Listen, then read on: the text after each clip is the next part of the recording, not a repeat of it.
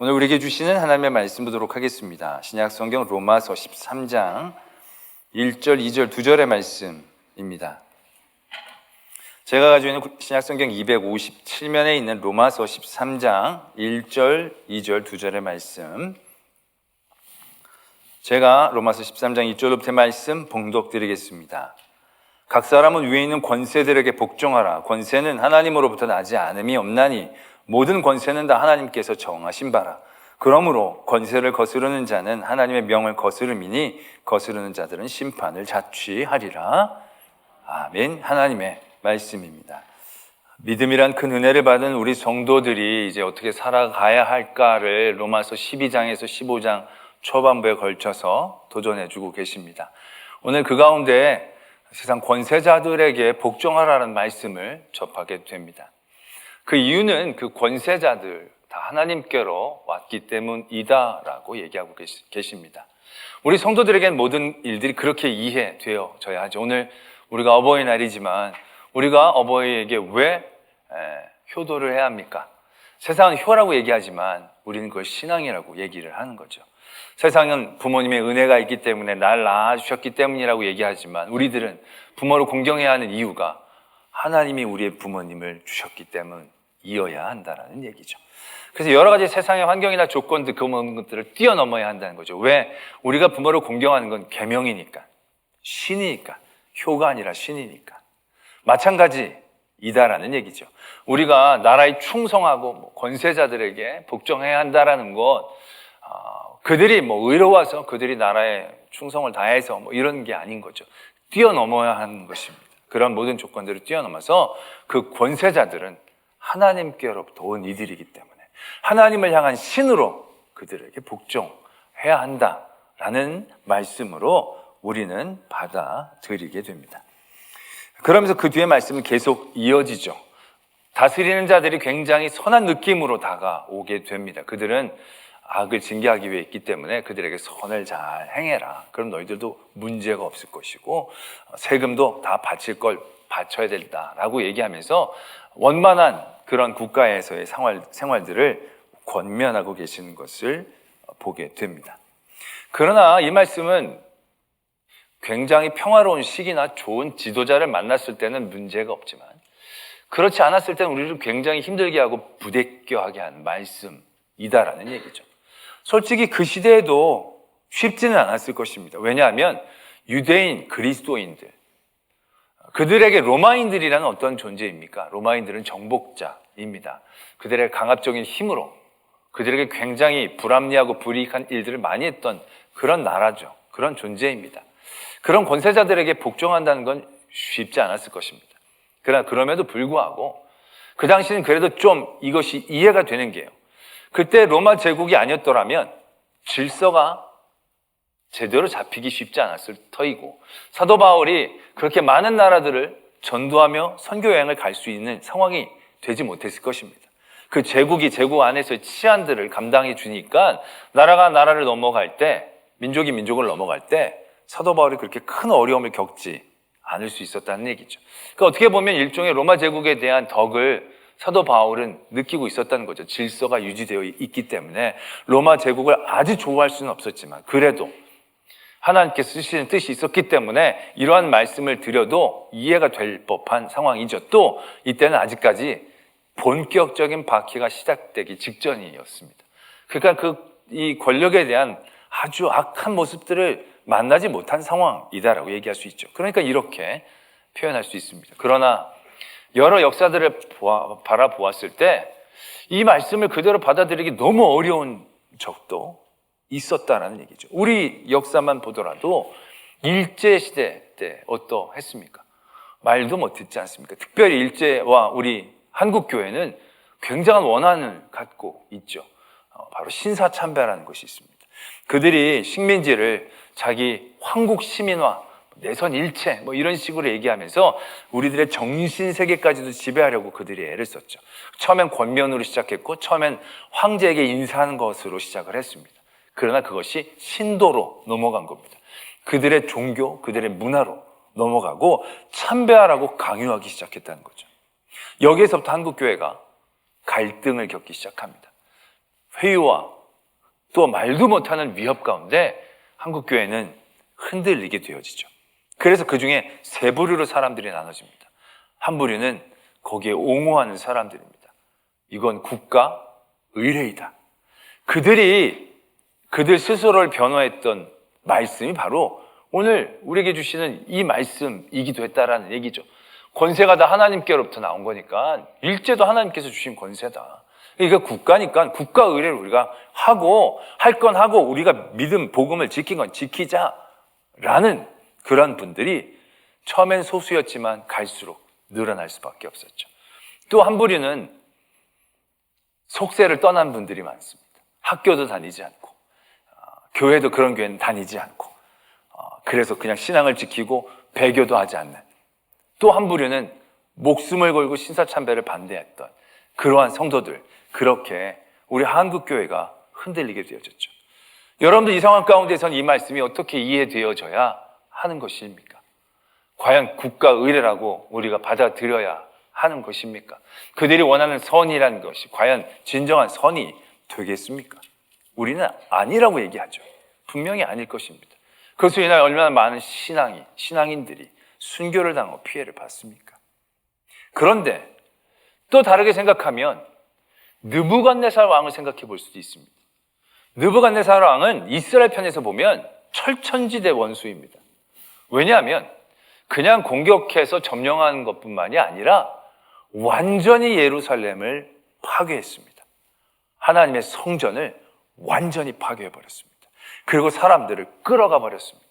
예루살렘이라는 도시 자체를 완전히 초토화시켰다는 얘기죠. 하나님의 도성, 하나님의 성전을 무자비하게 짓밟았습니다.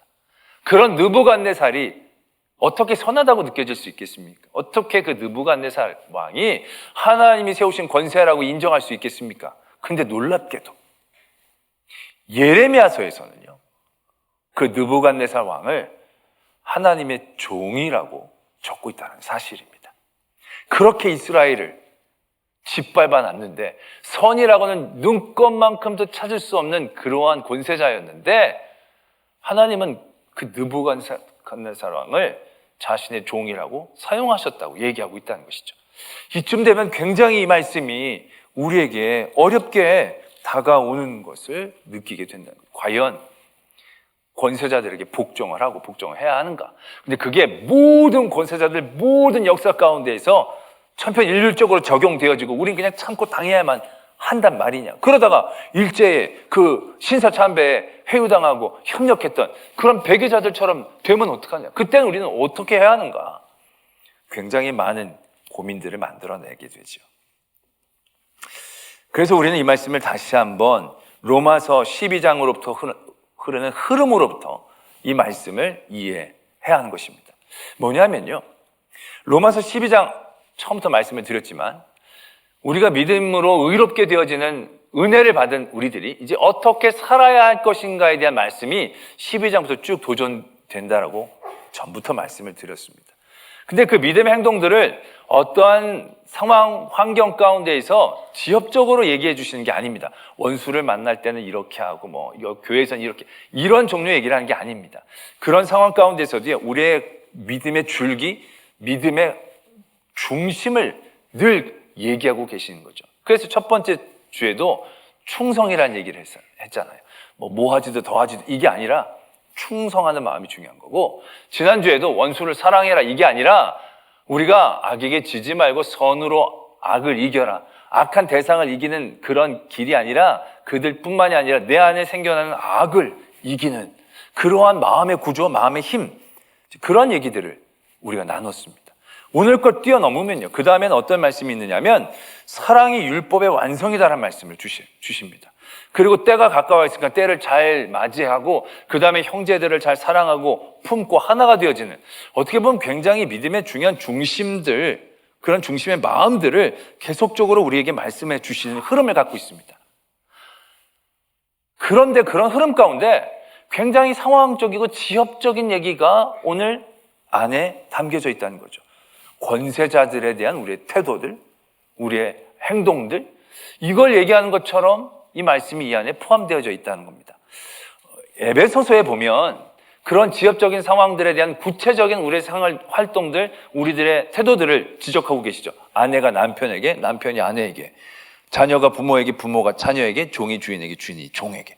이게 어떤 딱 구체적인 상황 가운데서 우리가 무엇을 해야 할지를 얘기하고 있으시죠. 어떤 상황 가운데 지역적인 행동들을 도전해주고 계시는 것이 거기 몰려 있습니다. 근데 이제 로마서는요, 이 국가 권세자들에 대한 얘기들 한 다음에 그 다음에 어떤 지역적인 상황들을 얘기하지 않아요. 그 다음에 또 굉장히 총평적인 얘기들을 쭉 하고 계신다는 얘기죠. 때문에 우리는 이 말씀을 어떤 국가 권세자들에 대한 우리들의 지역적인 행동과 태도에 대한 말씀으로 이해하는 것이 아니라 그러한 상황 가운데에서 우리가 자주 범하게 되어지는 우리 믿음의 중심에 대한 모습을 깨닫고 그걸 도전해서 나와야 한다는 말씀으로 이해해야 한다는 것입니다. 저와 함께 계시죠, 여러분들? 무슨 뜻인지 아시겠죠? 무슨 취지인지 아시겠죠? 세부적으로 권세자를 만날 때 이렇게 하고 누구를 만날 때 이렇게 하고 이런 얘기가 아니라 그런 상황 가운데서 이런 문제들이 태어나고 우리들의 중심에 굉장히 심각한 문제들이 발견되기 때문에 이런 지역적인 상황들을 통하여 우리의 중심을 바라보게 해주신다는 거죠. 왜냐하면 이 시대에 이 권세자들과 성도들의 아주 갈등이 첨예하고 중요한 이슈가 되어진 시대가 아니라는 얘기입니다. 물론 그때 유대인들 사이에서 로마 제국의 세금을 바치는 게 맞냐 맞지 않냐에 대한 문제들은 있었다고 합니다. 거기에 대한 약간의 반대 운동도 있었다고 하죠. 그러나 그것이 굉장히 이렇게 특별한 항목으로 얘기할 만큼 핫 이슈가 되어지는 부분은 아니었다는 얘기죠. 그럼에도 불구하고 권세자들에 대한 태도를 말하고 계신다는 것을 오늘 우리는 눈여겨보아야 한다는 것이죠. 우리가 12장 끝부분에 지난주에 우리가 어떤 원수를 만나게 됐을 때 우리 안에 생겨나게 되어지는 악한 것들을 이기는 방법들, 그것으로 선을 악을 이기는 그런 취지에서 말씀이 흘러나겠다는 거죠. 어떻게 보면 이 13장은 12장 끝에 부분 그 원수의 확대판을 우리가 이해하고 그 이해를 통하여 바른 믿음의 중심을 갖는 그런 말씀으로 보아야 한다는 거죠. 우리가 이러한 얘기를 할 때 가장 부정적인 예, 13장 이 말씀에 대한 가장 부정적인 예로 자주 드는 정권 하나가 있습니다. 뭐냐면 나치 정권입니다. 나치 정권. 히틀러. 근데 여러분, 히틀러가 정권을 잡았을 때 독일 교회는 어떠했을까요? 독일 교회는 열광했습니다. 위협하고 우리 신사참배처럼 막 억압해가지고 총회 때 막 사법경찰들을 쫙 깔아가지고 결의하게 하고 그러지도 않았습니다. 초기에는 교회들이 열광해서 목사님들이 대부분 이 말씀을 가지고 설교하면서 히틀러는 우리 독일 민족에 보내주신 구원자이다. 그리고 하나님을 찬양했다라는 얘기예요. 어떻게 그럴 수 있었을까? 근데 충분히 이해가 됩니다. 왜냐하면 독일 제국이 비스마르크 시대 때 유럽의 강대국, 신흥 강대국으로 떠오릅니다. 신흥 강대국으로 떠오르면서 여러 열강들하고 부딪히자 1차 대전이 벌어지게 되죠. 근데 예상과 달리 1차 대전에 독일은 완전히 패망하게 됩니다. 독일은 약 200만 명의 전사자들을 만들게 됩니다. 여러분, 생산 인구 남자들이 200만 명이, 민간인 말고 군인이 200만 명이 2, 3년 사이에 죽어버려요. 나라가 그게 어떻게 되겠습니까? 근데 그것이 끝이 아니었습니다. 패전국이었기 때문에 바르샤바 조약인가? 그 조약을 통해서 이 전쟁 비용을 배상하게 될 수밖에 없었습니다. 막대한 전쟁 비용을 배상해야 되는 그러한 짐을 떠안게 되었다는 얘기죠. 근데 엎친 데 겹친 격으로 전쟁 이후에 2, 3년 동안 극심한 가뭄이 듭니다. 기후도 도와주지 않았고 농사 지을 사람들도 없이 폐허가 되어지는 2, 3년 동안에 순무기근이라고 얘기한답니다. 순무밖에 나지 않았다. 순무밖에 먹을 게 없었다. 그걸로 만나처럼 살려고 했지만 그게 사는 게 아니었죠. 정말 비참하게 나락으로 떨어지게 됩니다. 그 가뭄이 끝난 다음에 어려움이 끝나느냐? 그렇지 않습니다. 그 다음부터 그 유명한 스페인 독감이 독일을 강타하게 됩니다. 독일뿐만이 아니라 전 유럽을 강타하게 되죠. 어느 나라도 여유가 별로 없습니다. 지금 우리가 이만큼 전쟁 후도 아니고 가뭄 후도 아니고 그냥 멀쩡하게 잘 살고 있을 때 전염병이 이렇게 돌아도 우리가 지금 정신을 못 차리고 있는데 전쟁 패전 후에 가뭄 후에 많은 전쟁 비용을 갚아야 되는 그런 가운데에서 스페인 독감까지 휩쓸고 있었다는 겁니다. 얼마나 그 삶이 힘들어졌겠습니까? 그런데 그게 끝이 아니었습니다. 그 다음에 세계적으로 유명한 미국발 경제대 공황이 유럽을 강타합니다.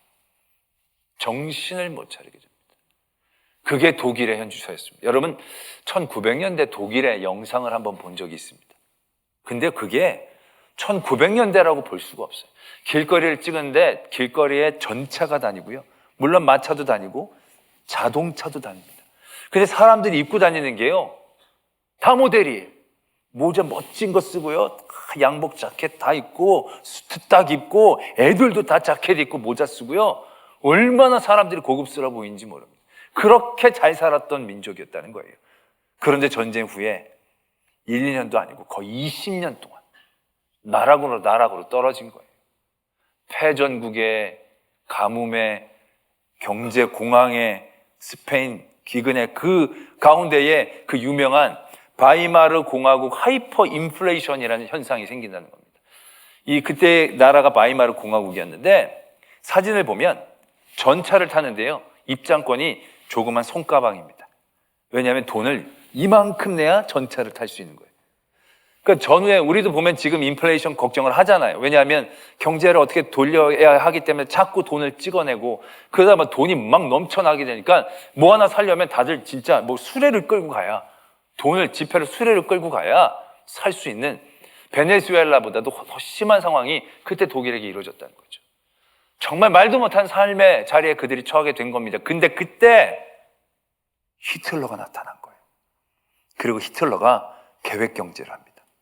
그리고 나라의 조직을 굉장히 타이트하게 짜고 모든 승전국에게 우리 안 갚는다 선포를 해버리는 거예요. 짓눌리고 힘들어 배고파하는 그런 독일 민족에게 얼마나 단비 같은 존재입니까? 그리고 살만해지기 시작한 거예요. 먹을만해진 거예요. 이제 600만 명의 실업자가 그 정권 가운데에서 구제가 되는 거예요. 일터가 생기고 일자리가 생기고 나라가 돌아가는 것이 보이는 거예요.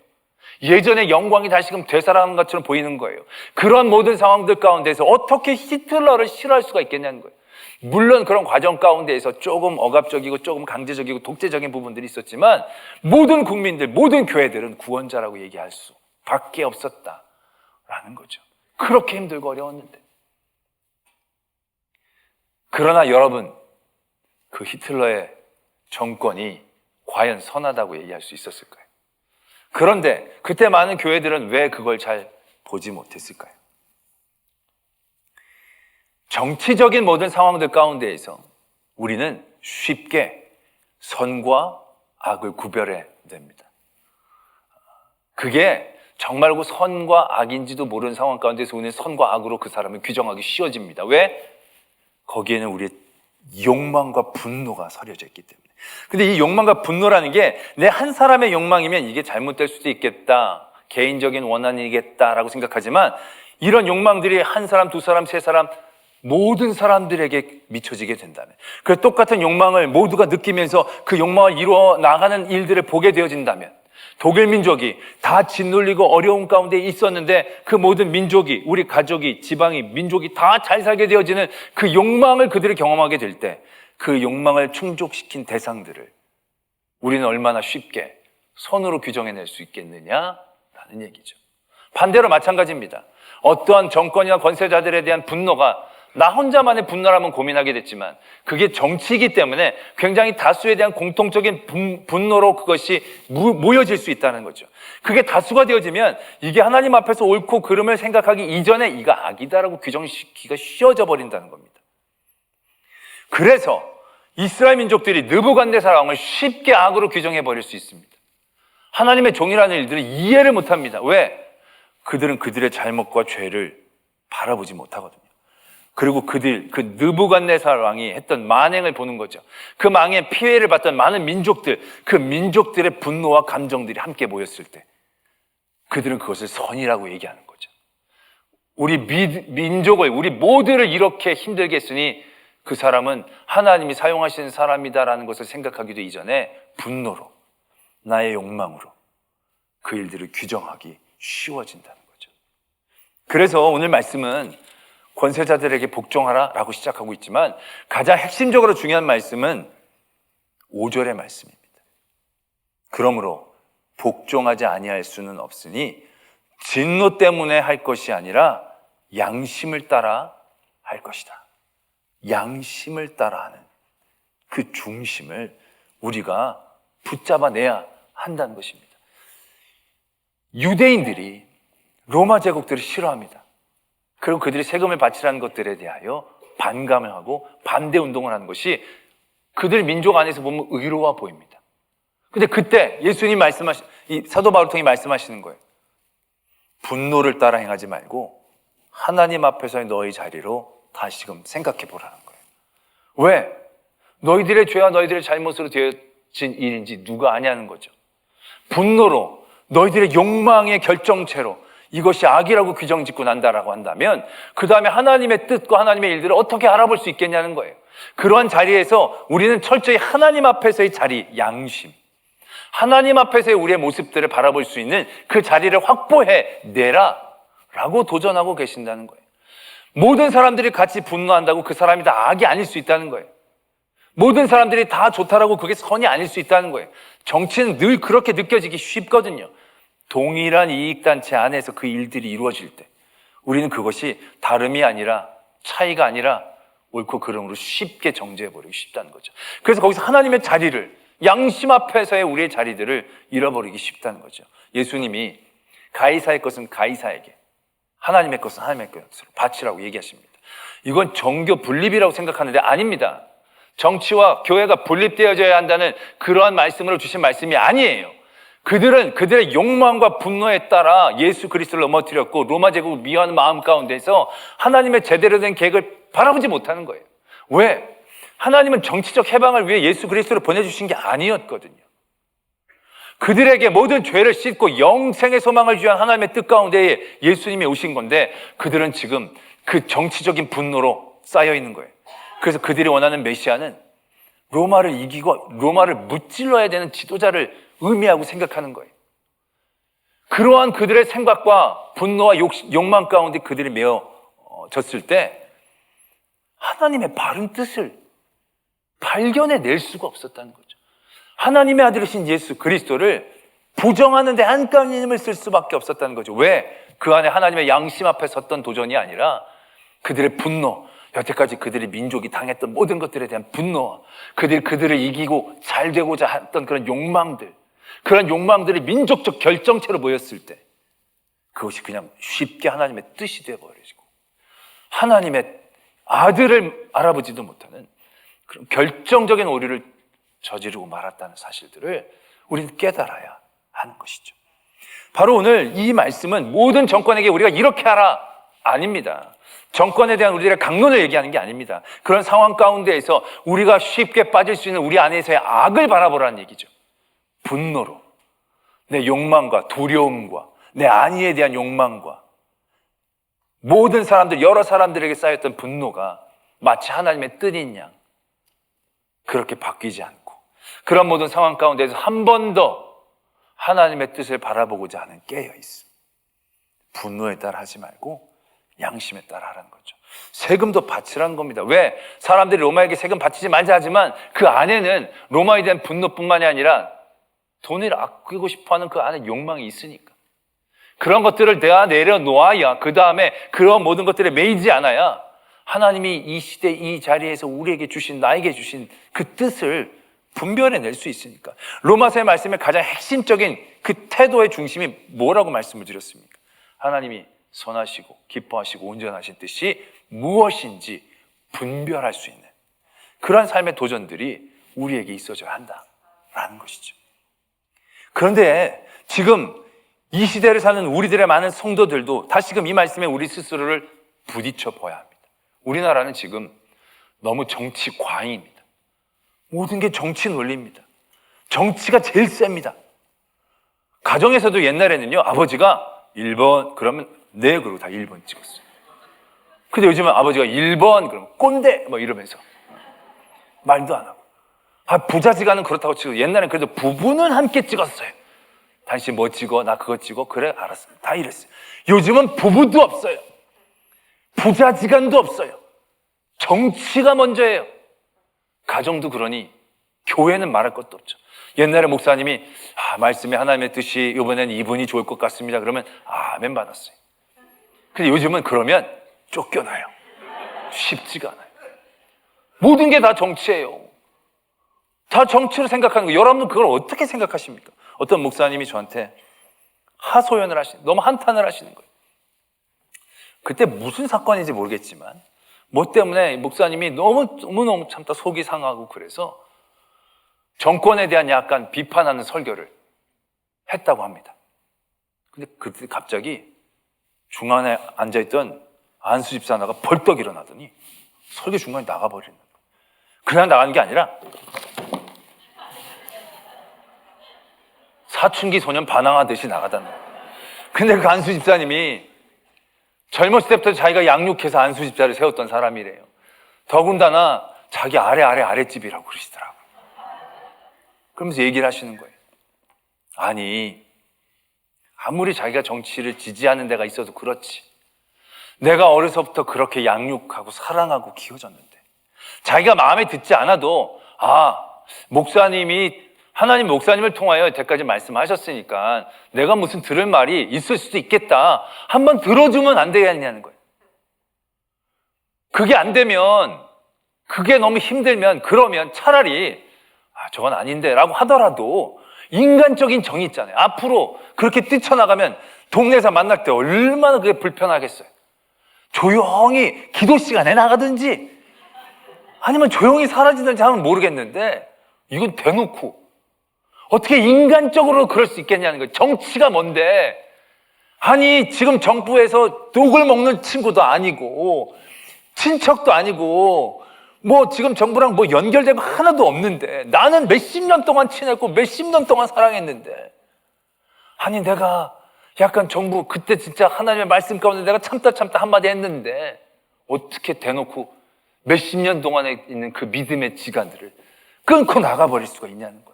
정치가 뭔데? 막 이러면서 나한테 하소연하는. 정말 그렇습니다. 요즘은 이상하게 옛날에는 목사님이 얘기하시면 아멘 받아들였어요.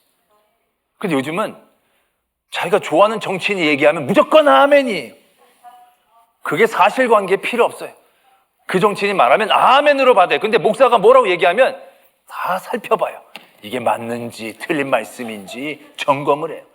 그 목사가 콩으로 메주를 샌다 해도 점검해봐요. 그 콩이 맞는 콩인지 메주가 제대로 된 메주인지. 근데 정치인이 팥으로 메주를 쏜다 그러면 아멘 역사가 일어났습니다. 받아들인다는 거예요. 지금 사는 시대가 그렇다는 거예요.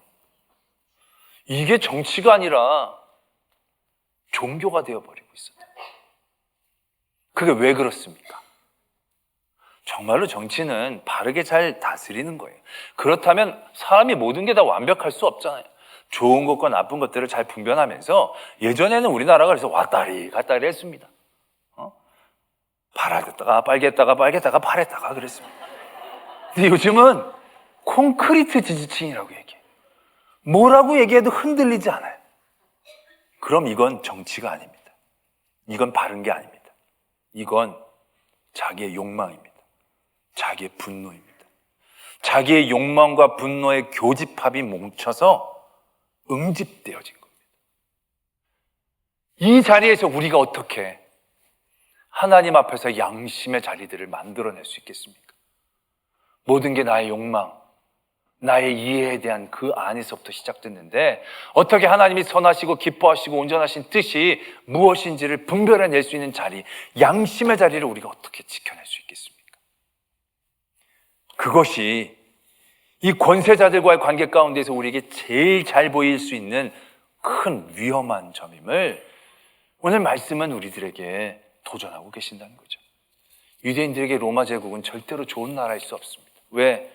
그 제국에 대한 분노와 자신들에 대한 욕망들이 응어리져 있거든요. 그러나 하나님은 그 제국도 사용하시거든요. 그 제국을 통해 하나님의 말씀이 퍼져가게 하시는 역사가 있거든요. 그걸 바라보아야 하는데 우린 그 자리까지 나가지를 않으려고 한다. 얘기죠. 오늘 우리에게 주시는 이 말씀을 통하여 우리는 우리들의 믿음의 중심이 하나님의 선하시고 기뻐하시고 온전한 뜻이 분별하기 어려운 그러한 나의 욕망과 분노의 자리로 나가지 않도록 깨어 있어야 한다는 것입니다. 나의 원수를 대할 때도 우리는 그러한 악한 자리로 쉽게 빠져갈 수 있습니다. 그때 우리에게 하나님은 말씀하시죠. 원수를 위해 기도하고 먹이고 입히면서 우리의 마음을 지켜 하나님의 뜻을 분별하라고. 그것이 확대되어졌을 때 우리는 더 쉽게 무너지고 더 쉽게 악과 선으로 구분해지는 우리의 오류들을 경계해야 하는 것이죠. 그 모든 것들을 뛰어넘어 하나님의 뜻을 바라봐야 합니다. 하나님의 원하심. 그리고 나서 그 자리에 가서 이것이 악이라고 한다면 우리는 목숨을 걸어야 합니다. 세상의 모든 권세를 갖고 있다 할지라도. 그러나 그 자리까지 나가지도 않으면서 나의 욕망과 분노에 매여서는 안 됩니다. 그 일들을 뛰어넘어 하나님의 바른 뜻들을 이해하고 깨닫고 펼칠 수 있는 지혜로운 성도가 되어지기를 소망합니다. 우리 말씀을 생각하며 함께 기도하기를 원합니다. 여러분들 안에 지금 정권에 대한 어떠한 생각들이 분명할 것입니다. 그 속마음을 다시 한번 바라보시기 바랍니다. 나의 욕망과 분노가 여러 사람들과 함께 모여 의가 된 것은 아닌지, 그 안에 하나님 앞에서 양심을 지켜낼 수 있는 우리가 되게 하여 주시고, 그래서 이제 한 정권이 마무리를 합니다. 대통령 잘한 것 많습니다. 하나님께서 위로하시고 지켜주시고 또 새롭게 세워지는 대통령들을 모두가 다 잘 세울 수 있는, 그래서 그를 통한 하나님의 선하신 뜻들을 또 경험할 수 있는 우리들, 내가 모든 욕망과 분노에 사로잡히지 않고 하나님의 바른 뜻 가운데 정말 믿음의 길을 잘 갈 수 있도록 우리 위에서 함께 기도하겠습니다. 사랑과의 하나님 아버지, 오늘도 우리를 지키시고 인도해주시니 감사합니다. 오늘도 우리 이런 삶의 자리에서 여러 분노와 욕망에 사로잡히지 않게 하시고 하나님 앞에 선한 양심 앞에 우리의 자리를 지켜내게 하여 주시옵소서. 깨닫게 하여 주시옵소서. 새로운 정부가 시작이 됩니다. 그동안 수고했던 대통령 위로하시고 앞으로 세워질 대통령을 하나님께 더욱더 세워주셔서 하나님 이 땅이 하나님의 선하시고 기뻐하시고 온전한 뜻 앞에 서는 그러한 교회가, 나라가 되게 하여 주시옵소서. 하나님 아버지, 우리의 욕망과 우리의 분노로 하나님의 말씀을 사용했던 우리 어리석음들을 깨닫게 하시고 그 말씀 앞에 우리가 부딪히도록, 그래서 그 말씀 앞에 신앙적 양심을 깨달을 수 있도록 우리의 옳음을 관찰하는 것이 아니라 하나님의 옳으심을 알아갈 수 있는 저희들 되게 하여 주시옵소서. 하나님, 이제 수고했던 대통령을 위로하시고 또 하나님께서 품으시고 또 새롭게 세워질 대통령을 사용하여 주시고 또 그 모든 대통령과 함께 협력하게 하여 주실 때에 이 땅 가운데에 하나님께서 펼치신 선하시고 기뻐하시고 온전하신 뜻을 알아갈 수 있는 그러한 나라, 또 그러한 나라에 사는 우리 하나님의 성도들 되게 하여 주시옵소서. 믿사오며 예수 그리스도의 이름으로 기도드립니다. 아멘.